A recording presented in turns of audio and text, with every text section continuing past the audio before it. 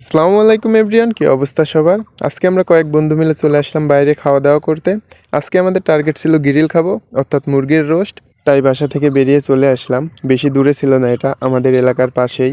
হয়তো অনেকেই চিনবেন, দেউত্তর বাজারে Runa sweet and biryani house. ভিতরে ঢুকেই আমরা সবাই মিলে ফ্রেশ হয়ে নিলাম, মানে হাত মুখ ধুয়ে নিলাম। তারপরে টেবিলে গিয়ে আমাদের অর্ডারটা করলাম।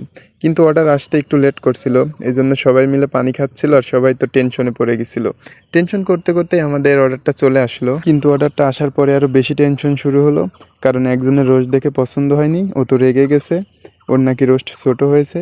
যাই হোক, ওকে ম্যানেজ করার পরে কিন্তু আপনারা এখন বলতে পারেন যে আমরা 5 জন, কিন্তু 3টা কেন? কারণ আমরা 2 জন এগুলো খাই না, আমাদের জন্য অন্য কিছু অর্ডার করছিলাম। আমরা তেহেরি অর্ডার করছিলাম, আমাদের জন্য তেহেরিও চলে আসলো। পরে আমরা সবাই খাওয়া দাওয়া করলাম। কি বলবো, এতগুলা খাবার আমরা সবাই শেষ করে ফেলছি। যাই হোক, খাওয়া দাওয়া শেষ করে আমরা সবাই বের হয়ে গেলাম। খাবারগুলো অনেক টেস্টি ছিল, কি বলবো। এখন আপনারা বলেন কে কে আসবেন খাইতে।